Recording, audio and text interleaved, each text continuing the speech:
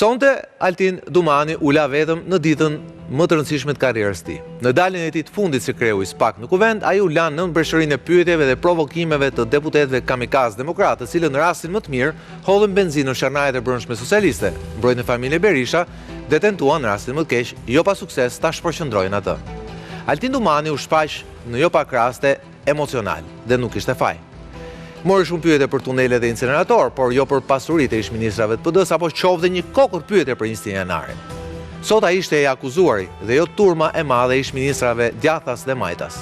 Dytë munguarit e mëdhenj ishin Edi Rama në Arabi dhe Sali Berisha diku në Lozha. Ai nuk bëri asnjë pyetje, por thjesht lëshonte ndonjë pastirën ironike sa herë ndonjë nga dobermanët e tij si Strazimiri apo Noka i u lërinin Altin Dumanit. Por duhet të thënë se opozita që ne kemi është ajo që është. Paradite avokatë e Berishës penguan sërish gjyqin, pasdita kamikazët e tij bombarduan Dumanin. Pasi ai dhe vetëm ai ishte fytyra dhe zëri i reformës në drejtësi. Dhe arritën deri diku, derisa detyruan dhe Altinin të pranonte se suksesi më i madh i epokës së tij nuk ishte lufta kundër korrupsionit, por ajo kundër krimit.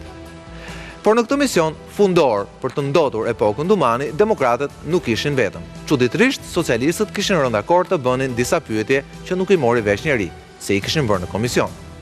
Por a ndodhi kjo sepse edhe ata kanë pak kënaqësi subjektive për SPAK-un e tij. Deri diku nuk kanë edhe faj. Jo vetëm që birucet janë mbushur vetëm me zyrtarë socialist, por tashmë në SPAK u zbuluan dhe prokuror që nuk kanë frikë të rreshtohen dhe hapur me oligarkët e kohës Berishës dhe me zogjt e tij të rinj politik. Por a keni dëgjuar ndonjëherë që socialistët të merren me ta? Pra në SPAK nuk duhet të ketë një linjë qeverisë, por mund të ketë prokuror që komandohen politikisht nga PD?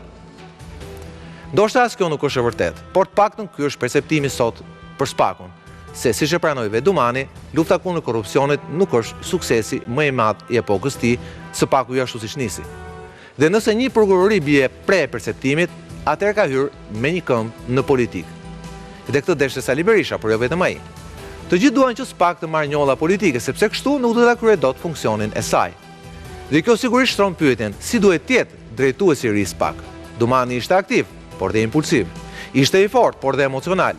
Ngjarjet e ditëve të fundit treguan se pasuesi i tij duhet menaxhojë korridoret e SPAK më mirë se Dumani. Se duhet ruaj profilin e lartë që ai ngriti, por jo më shumë. Pasi padashja e dëmton institucionin.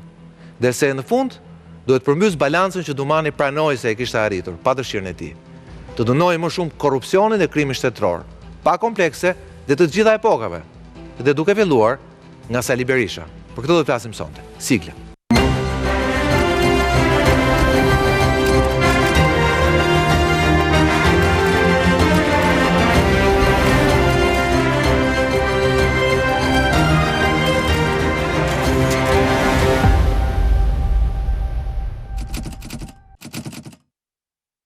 Mirëmbrëma dhe mirë se vini në Redhistor. Patyshim do flasim sot për atë që ishte një ditë e rëndësishme, nga më të rëndësishmet, kur drejtuesit e temi drejtësisë, institucioneve drejtësisë, prokurorisë përgjithshme dhe SPAK, apo dhe të KLD-s, të ILD-s, më falni, folën dhe do flasin dhe po flasin sërish para parlamentit. Do flasim sigurisht për atë që tha prokurori përgjithshëm Ocian Çela, i cili rihapi çështjen e masave shtrënguese ndaj personave të dyshuar kryesisht për veprat e korrupsionit. Pra do flasim për ato që shtruan drejtuesit e drejtësisë dhe si nëse kjo do të reflektohet në të ardhmen, qoftë në legjislacion, pasi kemi një kod penal i cili është duke u diskutuar, dhe padyshim do flasim dhe për atë se duke u nisur nga çfarë arriti dhe ku dështoi Altin Dumani, si duhet jetë drejtuesi i ri SPAK. Për të folur me mua për këtë, në studio mua janë Birsita Qikoni, mirëmbrëma Birsita. Mirëmbrëma. Avokati Tajit Veqi, mirëmbrëma avokat. Mirëmbrëma. Frok Çupi, mirëmbrëma Frok. Mirëmbrëma. Dhe Edmond Karamuço.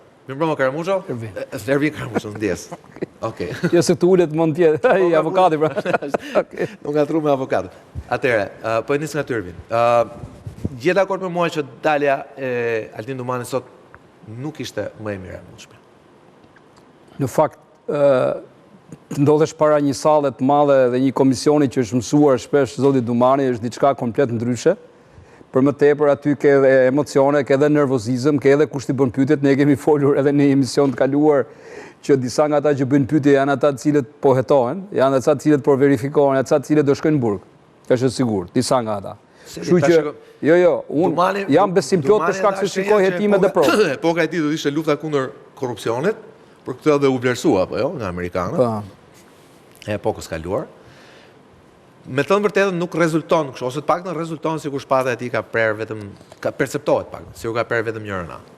Anë të tjera mbeten pa prerë. Është për të thënë që ka 2 vite që sepse ai e thot shpesh që unë shikoj faktin penal, nuk shikoj se kush është personi ose kush është subjekti. Okej, pra. Por ditë të them tjetër. Po ditë të them tjetër. Vetëm socialistët. Pra, jo, ditë të them tjetër. Që ka çështje të hapura, ka çështje të hapura edhe të deputetëve me funksione të mëparshme, të thjeshta. Të thjeshta. Nuk është nevojë, përfaqësues vendor, që ja tani janë në parlament. Që unë i kam thënë edhe para 2 javësh. Që i ke çështje gati, merre, pyetet e një herë dhe pastaj kërko autorizim kuvend për të arrestuar. Pse se arreston? I ke të gjithë provat aty. Pse i ke vonuar këtë? Janë 3-4 në të tilla cilësia, që janë vetëm për 2-3 seanca në pyetje dhe ti i merr direkt dhe i fut në mas. Për njërin e ditë dhe njërin e ka 1 prej 4 prokurorëve që është sot në garë për drejtues Spaku. E ka zonja aty. E ka zonja 1 prej deputetëve. Pse se merr? Pse se thret? Merr thirrë.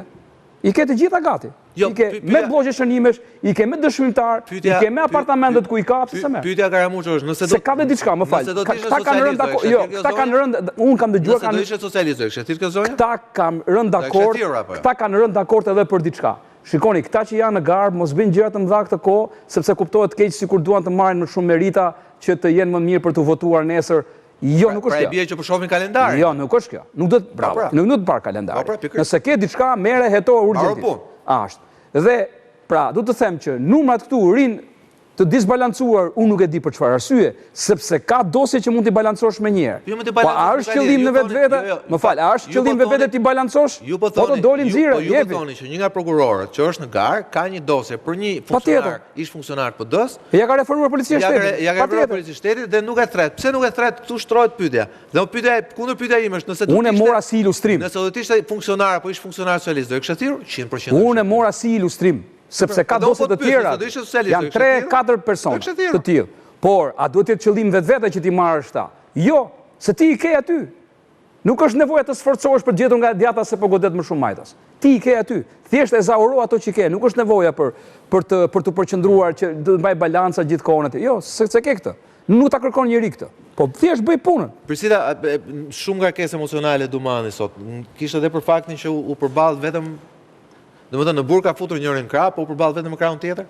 Po nga përshqimin që nuk e kishte me sallën emocionin, sa mund ta kishte me publikun shqiptar, sepse e dinte shumë mirë që ishte i lidhur nga të gjitha mediat, nuk e pash kompleksuar për të vërtetës. Të emocionuar tash, të emocionuar, po, të emocionuar po, dhe është normale, sepse ai nuk është pika e tij e fortë ligjërimi publik. Edhe ndoshta më mirë që e ka atë një minus të vogël, se sa të kishe ligjërimi publik dhe mos kishte të folurën.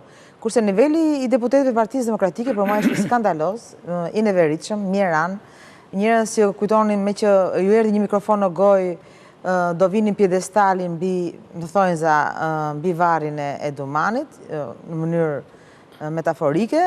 Të gjithë bënin muhabete, jo Irena Gjoka pyesnin këta servilët e Berishës, ai servili Metës pyeste, jo po e arrestuat kështu, don një nivel mediokur që s'kishte të bënte fare me të gjithë. Po socialistët duhet kishin bërë pyetje sot? Patjetër që duhet kishin bërë pyetje dhe patjetër që duhet kishin qenë, sepse mua më duken më paqësor se papa, do të mendosh që janë shumica e cilësuar e parlamentit. Dhe mua më duk si një formë pabesie për hir vërtetës, sepse këte hiqen si autorët e reformës drejtësi dhe këte heshtën për gjatë gjithë kohës që zoti Dumani ishte në podium. Për mua kjo flet shumë, sepse shpesh herë heshtja flet më shumë se fjala. Siç më duk shumë e neveritshme dhe qasja e përhershmit të pabes zotit Berisha, i cili gjatë gjithë kohës që foli Dumani rinte aty me kokën e ulur, sepse kamera... Pjesën më të madhe nuk ishte. Jo, ishte pjesën më të madhe. Në fund. Po, sepse kur ishin pyetjet e Kolliçit, Nokos dhe Bashit, më duket, fokusonte kamera, dhe pastaj mbasi u bin që iku Dumani, vajtin podium dhe lëshoi lumin e tij të shpifjeve, të urrëties dhe të përçarjes. E rithem që më shumë ishte një show, nuk ishte asgjë konkrete, të mendosh që një opozit nuk flet pse është kjo situatë e krimit dhe korrupsionit, por bënin pyetje gjithmonë mediokre, si përfaqëshme dhe emocionale për të mburur përpara kryetarit tyre të PD-s, kush e kush ishte më shumë servili i tij.